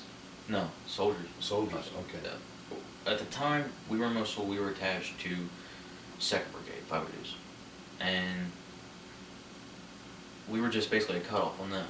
Well, they ended up in our sector, so we actually had to bring in a couple, I think it was the brigade commander actually came in with our battalion commander, and we were all down there. I was there with my 240, and I think it was one of my buddies that was with me. He was helping me with my gun because I had a whole box of ammo. And I set up beside the commander with my 240 and my buddy beside me, and the bodyguards start taking pop shots. One's upstairs, one's downstairs. Next thing you know, we start pulling vehicles back to make room for the helicopters. Helicopters come in, they start doing bombing runs left and right. And then you got Humvees shooting off tow missiles, which are basically missiles that are set up in the truck, not in it, but on top of the truck, and it has a wire guidance to it. The wire shoots out first, and then the missile follows. So we shot, I think, maybe 13 tow missiles into this house. We shot well over, 5,000 50 cal rounds. I shot off a couple rounds here and there, and basically once the helicopters were done, it was over. I mean, they were shooting off rockets and 50 cal rounds. The whole thing lasted about 13 or 14 hours. Really? Did you get fire back? Yeah, we got shot at, but I mean, no one got hit, other than the 2 special forces soldiers and their dog. Their dog? Yeah, they took a dog in, the dog didn't come back out. It was actually pretty amazing just to see the manpower that goes into just getting 2 guys. And Well, they were high priority. very significant targets. Did you go into the house? I personally didn't go into the house because my commander didn't want to take the chance. He didn't know if it was going to be booby trapped. He wanted to set back, and he was told by the 502's commander not to go into. He wanted the soldiers to go in and check it out first. Did you see the bodies of the Yeah. Uday and... They were mangled. Were they? I mean, What we saw on TV is pretty cleaned up. yeah. Compared to what you saw on TV, I mean, it was just unbelievable. I mean, body parts, chunks, of skin, muscle. They were, the sons looked pretty whole. Yeah, the bodyguards and They were blown apart, the yeah, bodyguards. the bodyguards were just obliterated. Yeah. The grandson, unfortunately, didn't live. He actually got shot. Well, I understand he returned fire when the Yeah. enemy shot him. When I believe, if I'm not mistaken, Special Forces went in, he had picked up an AK, and they, shoot to kill. They had to kill him. Yeah. What did the people say or do? What was their reaction then? Cheered. Really? It was unbelievable. They just praised us, cheering us, And I think another thing was, once it was all said and done, they were happy. I mean, they felt like they were finally free, but yet then again they weren't, because Saddam at this time had not been caught yet. And they were just happy, extremely happy with it. I know one of my best friends had went into the building and got a 14 karat gold Zippo No kidding. off of Uday. No kidding. Does he still have it? Still has it. Oh, man. He's got it in a case at home. He got back to the States with it? Yeah, he got back to the States with it. That was one thing that I had wished, I had been able to get in there. Yeah. I wanted to, see what I could, just pick up and bring back with me, but didn't get a chance to go in. Did you bring any souvenirs home? I brought back money, map, coins. Do you have a picture of Saddam? Actually, no, I don't, but I do have an Iraqi flag. Oh, you do? Yeah. Okay. I don't have it personally with me right now. My mom has it. She has a lot of the stuff. Does she? My mom was, how can I put this? Very, very supportive of me. At first, she was kind of skeptical. She didn't really want me doing it because of what happened in 9/11 and everything. And then she was just, Pretty proud? So she's got your stuff? yeah, she's got a map that I actually had from over there that I used. She's got a number of coins. My OIF coin that I got. What is it? An OIF coin, Operation Iraqi Freedom Form. It was Okay. given to me by a division commander. Who was your division commander? General Petraeus. Petraeus? Yeah, yeah. You saw him then? You Yeah. interacted with him? Yeah. Was he a good general? Yeah. Mm-hmm. As far as I know, before him, I mean, the generals were good, but he, unbelievable man. Larger than life. It's hard to describe him in words. The way he, approached the situations that went on over there, and the way he handled it was unbelievable. It was awesome. Well, after Mosul then, or after you took down Saddam's two sons, how long were you left there? And how much time did you have left there in Iraq? We were getting replaced by a Stryker brigade, which is the new amphibious, military vehicle that they just brought in, and they basically came in. It was right around February, and what we had to do with them. No, I'm sorry, it was January of 2003 or 2014. It's been 3, I'd say. You were. When did the war start? 2002. Yeah. Yeah. Okay. Well, they came in about January or so. They came in. When they came in, we had to do 5 missions with them, and then they had to do 5 missions with us, so they could get a feel for how we do things, and so we can get a feel for how they do things, so we can learn a little bit before we go back again. Well, they did their missions, we did our missions. Then what got me was the actual day they took over, and we were relieved of command of Mosul. They lost, I think, 2 soldiers in a raft. It was on the river, in a helicopter. All Was in it the same shot day. down or No, just pilot exit? air. Pilot air. Yeah. And then, I mean, we had lost soldiers. We had lost 2 Blackhawks. I remember being out on the street one night. I was driving with battalion commander, his driver, and sergeant major, and some other people, and we got word over the radio that a Blackhawk had been shot down. That was the initial call that it had been shot down. Then we got word that there was 2 that had been shot down. And what we later found out was that the pilots were banking too hard, and when they banked, they came in and collided, and they both went down together. As far as any other helicopter crashes go, that's the only 2 that I really, really remember significantly. We had lost 1 soldier in PA that was in my brigade. Then we had lost a guy from my company that I was with before I went to battalion. He died from an RPG that was shot at him while he was guarding a bank. He was shot with an RPG, if I'm not mistaken, it went through his chest, just pierced through his chest.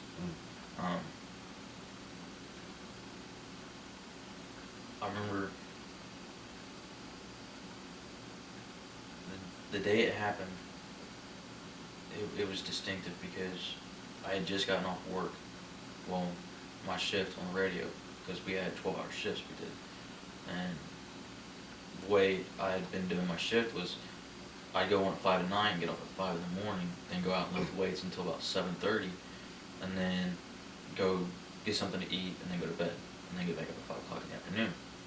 Well, I was lifting weights, and one of my friends was actually on top of our building where I lifted weights at, and he was pulling security. Well, I went up to talk to him, see how he was doing, but I hadn't talked to him in God knows a month. And First thing I remember was hearing a boom, and then another one, and then another. But I just couldn't figure it out. And I looked down the road, and I mean, I could see what was going on, and the only thing I remember seeing is just fireballs going in the air. And there was, across from us, where we were located, there's a small building, we had guys sitting in. This building pulling security so we could watch for just whatever. Two soldiers that were in there took it upon their own free will to leave that building without permission from anyone. They got their weapons on, their gear on, everything, they had to have, they threw it on, they left. They ran to where the firefighter was. And at this point, I hate to say I was going nuts, because I knew the guys really well. They were in my old company, and I knew them really well. One of my best friends was, in the accident that happened, he had gotten hurt, and one of them died. In the helicopter accident? No, this was at a bank. In the bank where the soldier took the round in the chest. Yeah, they were actually getting switched. They were switching out, and what it was they figured out the time schedule that we were using, and they took it to their advantage and hit us. And that was our mistake. Was leaving a timed schedule of when we do our things. So after that, we had to switch it up. But I tried, I don't know how many times, to get out that gate, to get down to where they were at to help them, and I was stopped on numerous occasions by the gate guards that were there, some of the guys that I worked with, their battalion commander personally just grabbed me, drug me, into our sleeping area where we sleep at. He drug me in there and just held me down the ground because I was so irate. I just wanted to get out there, help them and catch the guys that did it. Did they catch them? They got away. They got away. I think I remember hearing that on TV about the guy getting killed at the bank. How many casualties did the 101st take altogether? As far as the entire division goes, I'm really not sure. I know our battalion had, I don't know how many injuries. We had the one casualty in Camp Pennsylvania, then we had another guy. From what I remember, he fell off a roof. He was getting shot at, and he went to return fire. Well, when he went to return fire, the gun he was using was a machine gun. It was placed on top of the building, and it started to fall over the building. Like it was going to fall on the ground. He wanted to grab it. Well, he went to grab it, and it pulled it with him. And when he landed on his back, and the plates that we had at the time were so thick, and they're curved, and they form to your body. Well, when he hit, it snapped in half, and it just went straight in his spinal cord and killed him instantly. And those were the only 3 casualties that I know my brigade had over there. Well, when did you come back then? I mean, getting ready to go back, did you... No, I never went back. I mean, getting ready to come back home, I guess is what I'm saying. From Mosul, when did you leave Mosul? Mosul, we had got sent to a small camp before we left, so we had, get all of our troops together and get everything tied up and, put away and everything. And half of our battalion was getting sent out by CH-47s to some town, and then they were getting flown out with military transporters. So they were going to get flown to Germany, and then from Germany they were going to get, personal jets back. Then the other half, which was battalion commander, basically all of the head, people in our battalion were driving down back to Kuwait. So I got stuck riding back to Kuwait on a 3-day trip. Took us 3 days. A 3-day trip? 3-day trip. On a truck? Yep. Took us 3 days to drive from Mosul all the way back down to Kuwait. Got into Kuwait early the 3rd morning. Did you have any incident going back down? We had one small incident in the middle of Baghdad. We were switching highways, and there was a IED that was placed on the side of the road, and one of the trucks hit it. It didn't do no damage to it, but that was, I think, the only major incident we had. Mhm. Other than that, we didn't have any problems getting back. It was pretty calm and quiet, which we traveled mainly at night. Mhm. We wouldn't travel during the day, and if we did, it was only for, a couple hours, Mhm. if that, so it was relatively smooth. So you end up in Kuwait, We ended up in Kuwait. back to where you started from. Yeah, we ended up going to Camp Victory, Kuwait. Um, Basically, I think we sat there for about 2 weeks. Did some more PT down there. Same thing we did before we left, but this time we had showers. Mhm. We had hot food all day long. Had Subway, thank God. We had, Subway. Some other places that came in and set up shop for us. Um, we were given the opportunity to make, phone calls again and stuff like that. And then once we got done with that, we had to get sent to the airfield where we had initially came in. Flew out of there on a personal plane. And this time we were split up again because we got to the second camp in Kuwait and my unit got split up again. So we had one half my battalion's already back. Another half is on the way to flying home. Another half still sitting here. So I got stuck with the first group going back out of those two halves, and I kind of got lucky there. Then Where did you stop over? In Amsterdam again? no, actually we didn't land in Amsterdam again. We landed, if I can remember correctly, it was somewhere in Dublin? My son landed in Dublin from Kuwait. No, we landed in Germany on our way back, and flew out from Germany.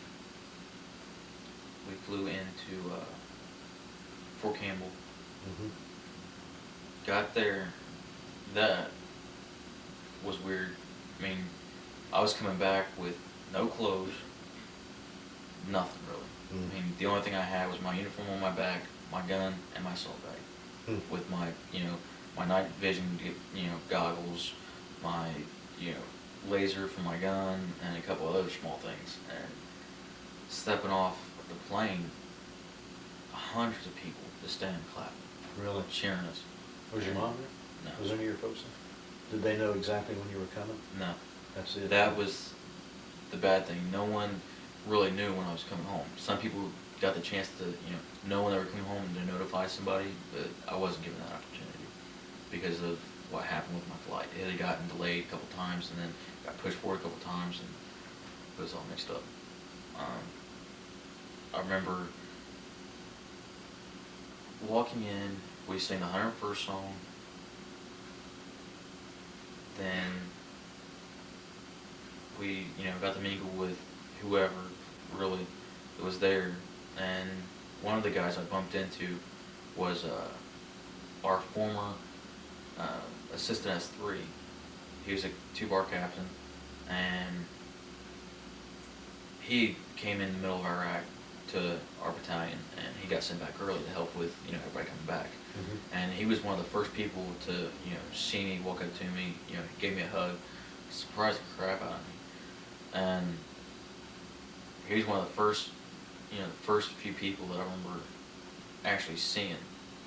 And once we got done there, they loaded us up on buses, sent us back to our battalion, area, gave us room keys, told us, you can't go to sleep until tomorrow night. I just stayed for 2 days. Can't go to sleep. Why? Because jet lag. Oh. So they said, don't go to bed just yet. I know you're tired, you can't do it. And no, I stayed up for 13-hour flight. I didn't go to sleep. I couldn't. I was too excited to come home. So I ended up staying up the entire time through the flight. I got to go up and actually, see the pilot of the plane. Got to see where, they relax and stuff up in the upper portion of the plane. They actually have beds up there and stuff, which is pretty cool. But they gave us our room keys and they said, well, this is what we're going to live in for the time being. You just can't go to sleep yet. So you got to come in and do this, do that tomorrow. Then you get 3 days off. Well, the way it worked out for me, I got my 3 days off plus an extra 2 because it was running on the weekend. Mm-hmm. So I ended up getting, 5 days off. And I remember the first thing I did was open up a beer. No kidding. My friend's dad actually came in, and he went to the PX and bought all of us a case of beer apiece. He said, "Here you guys go, have fun." Walked out the door, didn't see him until the next day. That's the best tasting beer you ever had. Yeah. Did you call your folks in, your mom? Yeah, I called my mom and dad, let my mom and dad know. Mhm. Called my wife, let my wife know I was home and everything. Because my wife, we got married like my last year that I was down there. And I didn't want to get an apartment down there because they have, the way they run it down there is you have to, stay there Mhm. for 2 years on a contract Mhm. for an apartment. So there's no reason to do it. You just stay at home, get your apartment at home and I'll pay for it, whatever. And then I'll come home and, we'll just live up here after I get out. So you had 5 days leave up here at home? Or No, what? we weren't allowed to leave because we were getting 30 days off Oh, okay. within 2 weeks of us getting back. Oh, okay. So I got my 5 days off. Then I had to work for 2 weeks straight, which it really wasn't work because the only thing I had to do was show up for work at 6 o'clock in the morning for formation, and they would release us. Mhm. The rest of the day, do whatever you want, go on.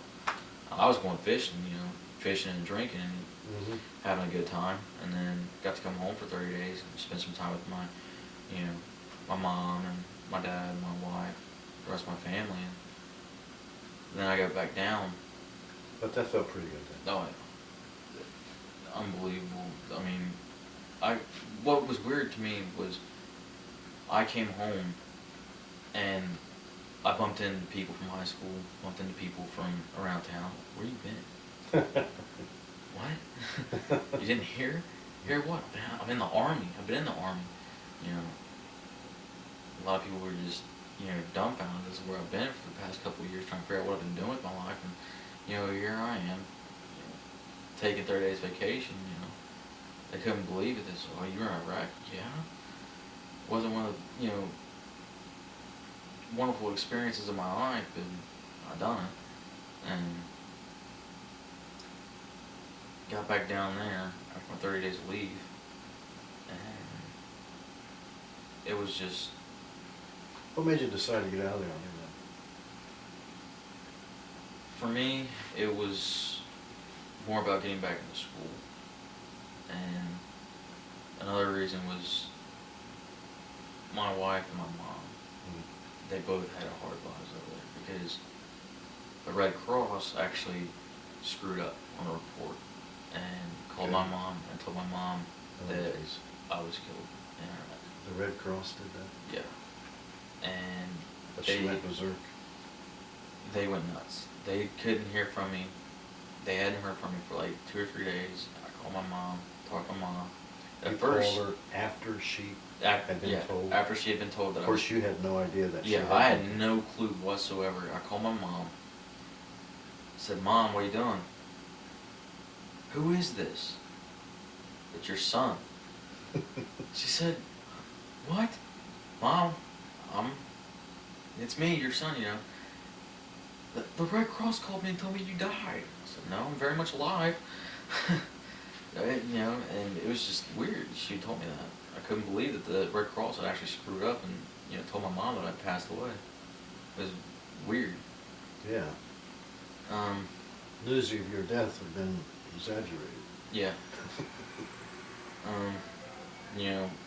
Everybody's got their battle scars.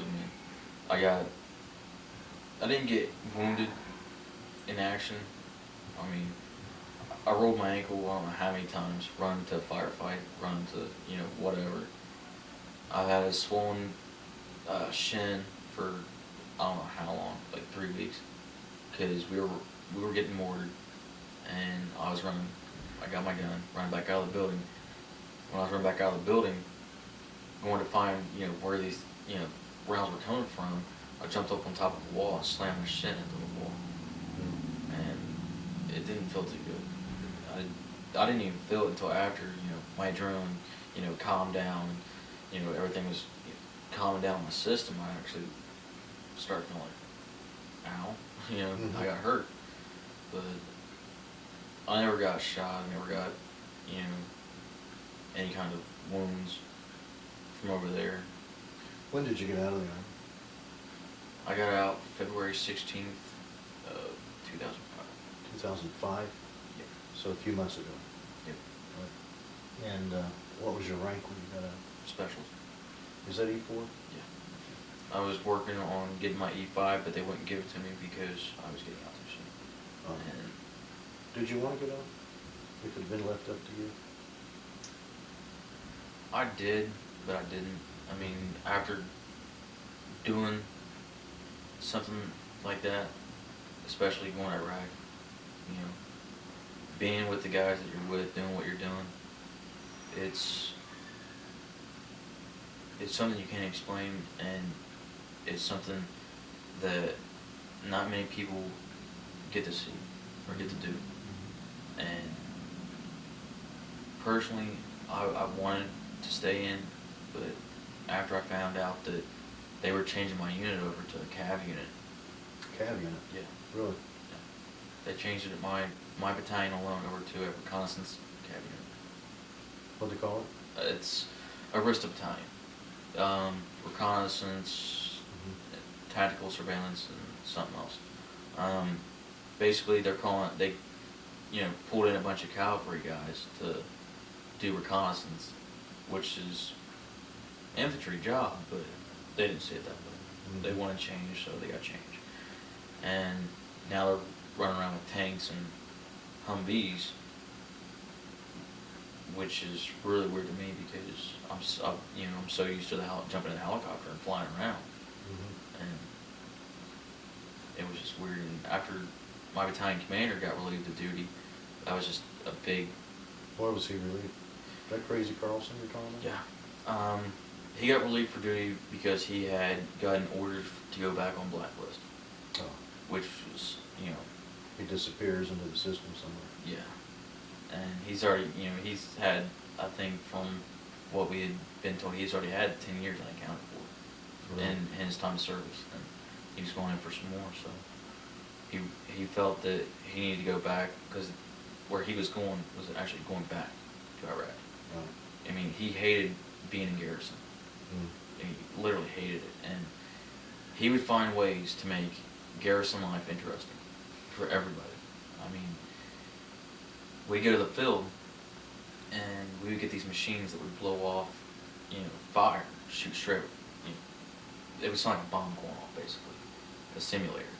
And he would make these bombs go off, simulator bombs go off, in the field, or out in the field training, scared the living crap out of guys.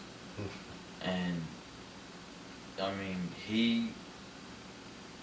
in my opinion, he redefined modern military today for the way he done so much in Iraq. I mean, some of the stuff that he had done had never been thought of before, like the cordon and knock. No one actually ever thought about that. To cordon off a building and just go in and knock on the door, ask questions, and that's all he did.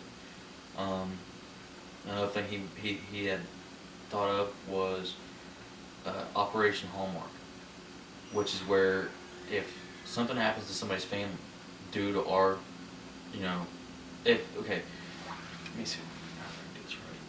Somebody's family member decides to take a pop shot at us. We kill them or we detain them. We go in the next day with money, food, clothes, whatever, and give it to them. And I mean, he was an innovator, and just getting information out of people. I mean, he would do things just to convince people that it was the right thing to do, or he would help them in a way that no one else can, just to get information from them. I mean, it's an unbelievable guy. You've been back since February. Yeah. Before you got out, were new guys coming into the unit that had never been to Iraq, and was it kind of being diluted down and things like that, or were you all Iraqi veterans still? A lot of the guys that had been to Iraq and came back with us, a lot of them had gotten out. And some of them re-enlisted for other units. I know one of my friends went to Germany Another one went to Hawaii, just because they didn't want to be in the 101st. It wasn't because they didn't like it. It was just they were looking for a change of pace or whatever. So they switched, different locations and stuff. And then some got out. And, a lot of new guys were coming in. I remember a lot of new guys coming in. It was unbelievable. They would come in the busloads. And it was to the point that,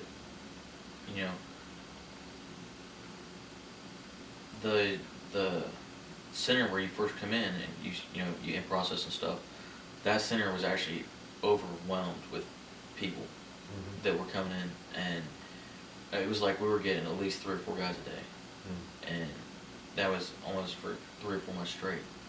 And they would ask, questions, what you guys do, It's just trying to explain to them what we saw, and them sitting there saying, oh, this is what I want to go there, I want to do that. No, you don't. I mean, it's one thing to say it, but it's another thing to do it. And Has the 101st been back? I think they had gone back, haven't they? Yeah, they went back. Yeah. Are they over there now? Yeah. I'm pretty sure they're over there right now. Last word I was given was September 15th, but I keep updated with some of the guys, and they've said that. That's what I was going to ask you, if you are still in contact with some. Yeah, I have email and stuff. email and stuff with some of the guys, and I talked to one of my really good buddies. Is he still in? He's still in. He re-enlisted for another, I think, 2 or 3 years, and he's a great guy. I met him when I went to battalion, and after we came back, me and him started hanging out. We go rollerblading together, fishing, whatever, really. I got word about 2 days ago, 2 or 3 days ago, that they had went back, started a second tour. I guess it's a different kind of war now. Yeah. But have you been out? I don't know how to say this. Let me ask you this: have you been back from there long enough to also be back in your head? Are you still over there? Someone's. That sometimes, but not all the time. All the time or not all the time? Not all the time. But sometimes. I'll notice, like, I'll be driving down the road, and occasionally my wife has to say, hey, get in your lane, because over there, we were so used to driving in the middle of the road, so no one could pass us or get in front of us and, take shots at us. So she would tell me, get in your lane. And then some nights, she would wake up because I'd be kicking or punching the wall.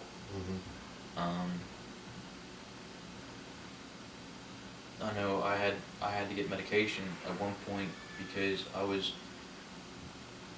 so messed up on sleep, depression, just a bunch of different things that were cause of that. Your sleep cycle was all out of whack? Yeah. And your mood was down and up and down and up? Yeah. They put me on an antidepressant. They put me on a sleeping pill.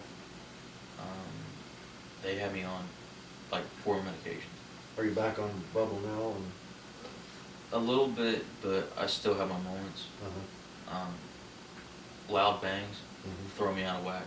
I mean, I'll hear, like, I went down watching the fireworks for Labor Day, and I had closed my eyes for 1 second, and the fireworks have been going off, but up here when I close my eyes, I hear that boom, and I'm looking around, trying to figure out, what's going on. And I remember when I was still in, about 3 months before I came home, we were in the field, and we were using those machines, and you can hear them from really far away. And I remember hearing it go off like 3 times in a row, and I was in a deep sleep. I remember waking up I was looking for my bulletproof vest. I was looking for my gun. I was looking for anything and everything I could grab. And I was they let us take personal tents out, cover them up and stuff, take personal tents to sleep in.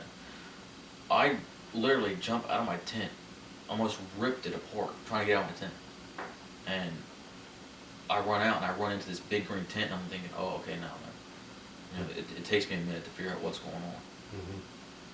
But slowly, I've She feels it all. Sleep getting better? Sleep's getting a little bit better, but I still have my, you know, days where I can't sleep, and I'll stay up for 24, 48 hours at a time. And occasionally I'll take a sleeping pill to help me go to sleep if I get to the point where I can't stand it. But sometimes I just let it go up, and then it'll go away. Is there, Randy, anything else you want to say, talk about? Did you like being in the Army? I love it. I mean, there's no experience in the world that you can get from. I mean, nowhere else can you get the companionship of friends. Yeah, they say you get to travel and see the world and stuff, but You get to travel with friends. yeah, you get to travel with people. You get to do stuff that's fun. I mean, when I was in West Point, we were up there training cadets on how to be officers, and we were out in the field at this point, and my only job was to wear camouflage, to wear a uniform. I didn't have to wear all this heavy gear or nothing, and I had blank rounds in my M4, and my job was to fire at them when they came up on, they were crossing the water in a pond on a little boat. They get out of the boat, come up and pull security, and then look for an enemy. And my job was to sit there and shoot at them all day. I mean, it's fun. Can't get past it. You got any tattoos you want to talk about? You got any tattoos? I got one tattoo, significant one that I got for Iraq. Oh, really? Yeah. It's relatively big. It's an eagle. I got it on my back. It's on your back? Yeah. Okay. It took me $250 and about 2.5 hours of my time, but it was worth it. Where'd you have it? I got it down in Nashville, and I got Okay. it placed right here in my shoulder. Okay. Are you in any veterans organizations or anything? Not as of right now. You thought about it or anything? I have thought about it, but I've also found out that a lot of the veterans associations in town aren't accepting OIF veterans. OIF. Operation Iraqi Freedom. Why? They said it's not a declared war. Even though the U.S. has declared a war on Iraq, Yeah. it's not over to declare, entries on those veterans. Did you see anybody famous? That's one of the questions I asked. You saw your generals portray us. Yeah, I seen a couple of professional wrestlers. Who else was it? Leanne Tweeden. Who is it? Leanne Tweeden. She's a model or Okay. something like that. Robin Williams. Oh, you saw him? Yeah. Was he over there? He Yeah. was over there, wasn't he? Yeah. All right. Seen Bruce Willis. Who else? A couple NASCAR drivers and a couple comedians. Okay. Did you take a lot of pictures? Actually, I got a lot of pictures. Anything else you want to say? I know she got your uniform here. Yeah. Bring it over there and point stuff out. Oh, of course, don't you have your jump? Aerosol. Aerosol? Yeah. Is that what you get? Take it over there. Point that stuff out. Do they have a ribbon now for Iraq, don't they? Yeah. They do? Yeah. Okay. And let me get up there a little bit closer to that. Yeah. Where's the Iraq ribbon? This one right here. Mm-hmm. This one is actually for 9/11. Then this one right here is for Iraq. Okay. For 9/11. Yeah. Does that mean you're in when 9/11 happened, or what? No, that means I served under the U.S. Army for terrorist acts. What's that other one there? This one? Yeah. This one is for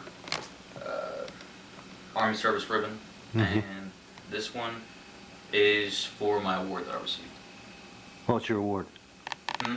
What you received an award? Army Accommodation Medal. Oh, okay. Okay.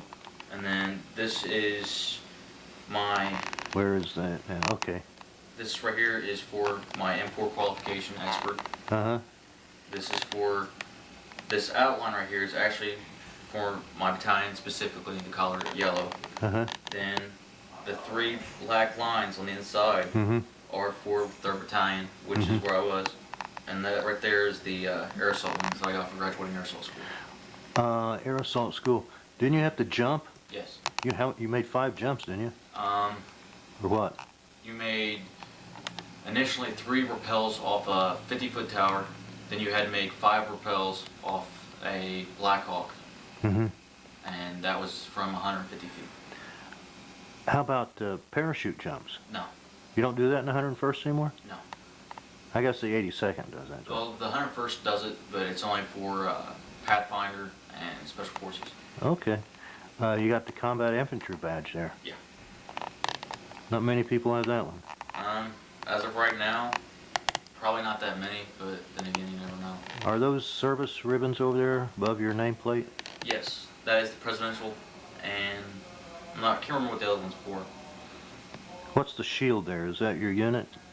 What above the campaign ribbons? Yeah. This right here is my unit crest. Okay. Then you have the cord. Yeah. What's that for? This is the infantry corps for graduating infantry training Okay. at Fort Benning, and then my cross rifles. Right.